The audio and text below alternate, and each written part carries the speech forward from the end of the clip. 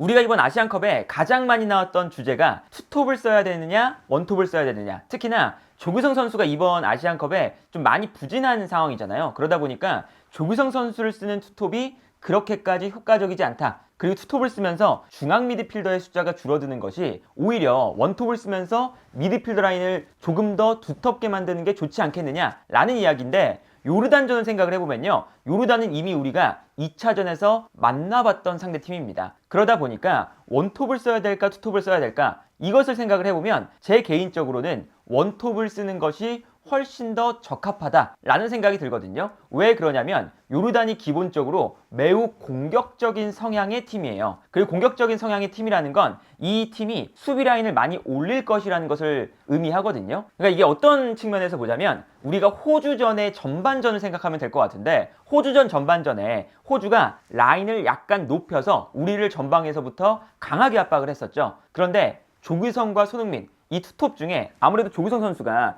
조금 더 높이 있을 때가 많았잖아요. 특히 그 경기에서는 초반에 손흥민 선수가 미드필더 싸움을 도와주기 위해서 많이 내려오기도 했었거든요. 근데 이렇게 내려왔을 때 조규성 선수가 가장 높은 지역에 있었습니다. 그리고 호주는 포백이었으니까 이 두 명의 선수가 올라오는 전형이었어요. 호주는 롤스와 수타, 약간 느린 선수들이 있었음에도 불구하고 조규성 선수가 최전방에 있으니까 이 뒷공간을 우리가 효과적으로 공략하지 못했었죠. 그리고 심지어 조규성 선수는 이 선수가 뒷공간으로 뛰어들어가서 볼을 받는, 마치 뭐 손흥민이나 황희찬처럼 그런 플레이에 장점이 있는 선수가 아니라 후방에서 전방으로 올라오는 볼을 등을 쥐고 받아서 지켜주는 포스트 플레이에 강점이 있는 선수다 보니까 이런 플레이를 시켰어야 되는데, 수비 라인이 올라오니까 계속 뒷공간으로 뻥 차고 조규성 선수가 이 뒷공간을 뛰어들어가는 이런 플레이밖에 나오지 않았었거든요. 그런데 여기서 재밌는 건, 우리가 지난번 요르단전에서도 조규성 선수와 손흥민 선수 투톱 조합으로 나왔을 때 요르단이 공격적인 압박을 하니까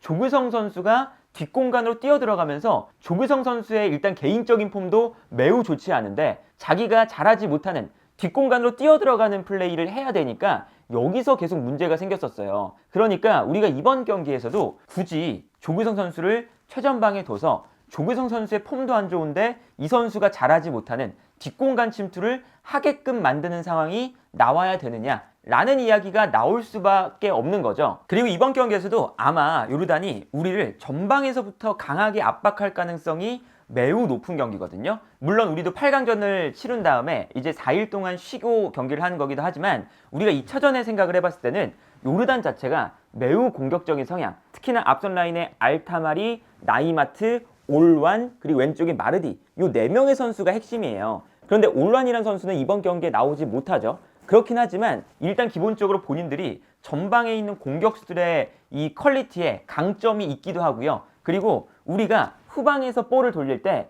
약간의 미스가 나오는 걸 이 팀도 어느 정도 연구를 해왔다고 좀 보여져요. 그러다 보니까 어떤 형태가 되냐면, 앞쪽에서 3톱이 한 명씩 붙습니다. 그리고 윙백이 이 알마르디가 사실은 측면 공격수에 가까워요. 이 선수가 올라가서 아예 그냥 붙어버려요.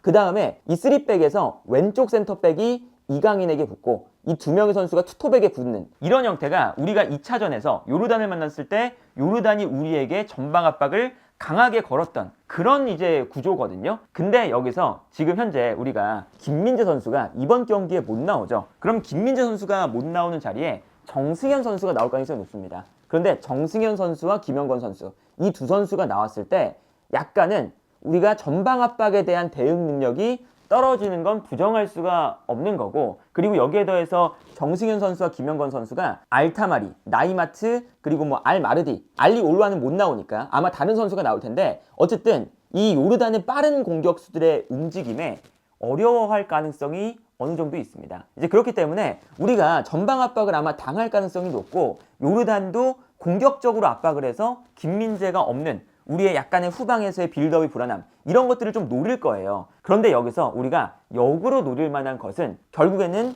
요르단이 올라온다는 거죠. 그런데 올라왔을 때 원래 요르단의 요 왼쪽 센터백이 되게 중요하거든요. 왜냐면 오른쪽 왼쪽 윙백 중에 요 왼쪽 윙백이 공격수예요. 이 선수가 그래서 오른발을 쓰거든요. 그래서 심지어 안쪽으로 접고 들어오는 오른쪽 측면 공격수고, 요 3백에서 왼쪽이 아잘린이라는 센터백인데, 이 선수가 사실은 센터백과 풀백을 겸하는, 그러니까 이강인 선수를 막다가도 중앙으로 들어오는 이런 스타일이에요. 근데 이 선수도 이번 경기에서 경고 누적으로 나오지 못합니다. 그러다 보니까 이 선수가 원래는 전 경기 선발 출장의 풀타임이었거든요. 근데 이번 경기만 못 나오는 거예요. 그러니까 요르단도 라인을 올렸을 때 수비 라인에 어느 정도의 불안함이 생기기 시작할 겁니다. 그러면 우리가 굳이 조규성과 손흥민 투톱을 고집할 것이 아니라 요 손흥민 선수를 가장 높은 위치에 배치를 시켜서 손흥민 선수가 가장 잘하는 수비 라인 사이사이를 계속 움직여주면서 라인 브레이킹을 하는 이런 플레이를 손흥민을 가장 높게 위치시켜서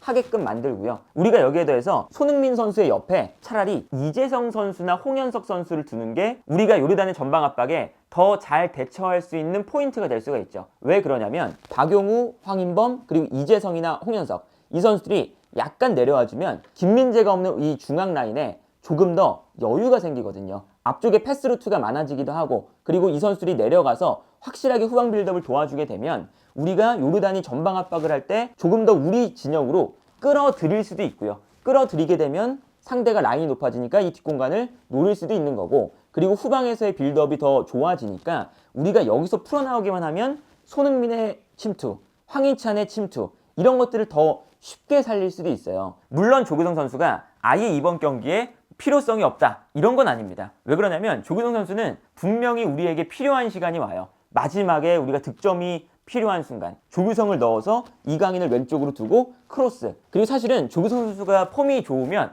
역습을 할 때도 사실은 필요하거든요. 왜냐하면 역습을 할 때도 그냥 달려나가는 손흥민에게 뻥 찬다 이거는 너무 단순하고요. 그리고 정확도가 떨어집니다. 그러면 사실 조규성 선수가 폼이 좋았을 때는 우리가 월드컵이 끝나고 약간 한두 달 정도 가량의 그 경기들을 보면 조규성 선수가 폼이 좋을 때 조규성이 내려와서 버텨주고 손흥민 선수가 뛰어가고 여기서 떨어뜨려주고 정확도가 훨씬 더 높아지고 위협적인 장면이 많이 나와요. 그래서 조규성 선수가 폼이 좋을 때는 우리가 역습할 때 조규성 선수의 플레이가 매우 효과적이지만 조규성 선수가 지금 폼이 좋지 않다면 무리하게 조규성 선수를 요르단이 라인도 올리는데 굳이 선발로 내세워서 플레이하는 것보다는 이재성이나 홍현석을 투입시켜서 미드필더 라인을 강화시키고 요르단의 전방 압박을 탈압박해 나가는 그런 부분들을 강화할 필요가 있다는 거죠. 그리고 우리가 상황에 따라서는 투톱을 쓸 때도 조규성과 손흥민 이 투톱보다는 이번 경기에서 황희찬과 손흥민 아니면 정우영과 손흥민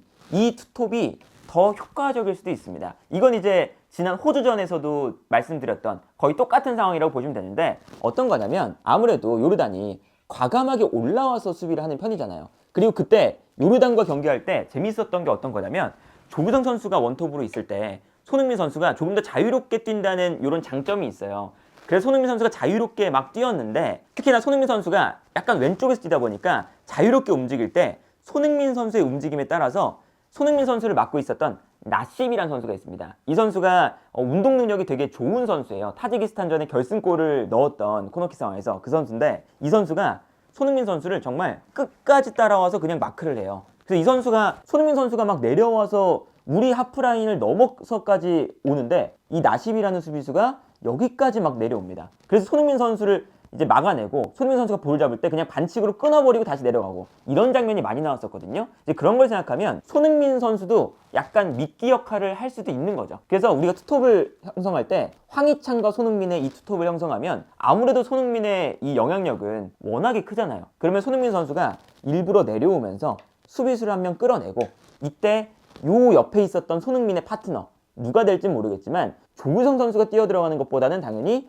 황희찬이나 정우영 선수가 있을 때 그리고 심지어 황희찬 선수는 최근에 울버햄튼에서 원톱으로 뛰어요. 황희찬 선수가 원톱이고 오히려 황희찬 선수보다 키가 큰 쿠냐라는 선수가 세컨드 스트라이커에 있습니다. 그만큼 황희찬 선수가 프리미어리그에서도 원톱에서 버텨주는 역할을 잘 하기 시작했거든요. 그러니까 우리가 황희찬 선수를 원톱으로 두는 것도 울버햄튼에서의 황희찬의 움직임을 조금만 더 심도 있게 연구를 한다면 쓸 수가 있습니다. 그래서 황희찬 선수가 원톱에 있다가 손흥민 선수가 마치 울버햄튼에서 쿠냐처럼 계속 자유롭게 움직이면서 수비를 끌어낼 때 끌어내는 공간으로 황희찬이 침투한다. 그리고 황희찬이 침투에 들어가면서 여기서 황희찬이 직접 마무리도 되지만 움직이면서 수비를 또 끌어내면 이 공간으로 손흥민이 뛰어가도 되고 아니면 옆에 있었던 뭐 이재성이라던가 정우영 같은 선수들이 또 뛰어들어가도 되는 거죠. 그래서 우리가 첫 번째 그 요르단과의 경기에서 아주 이른 시간에 득점이 나왔잖아요. 그때도 보시면 그때는 이제 조규성 선수의 활용도가 한번 나왔던 장면인데 조규성 선수가 내려오면서 순간적으로 볼을 받으니까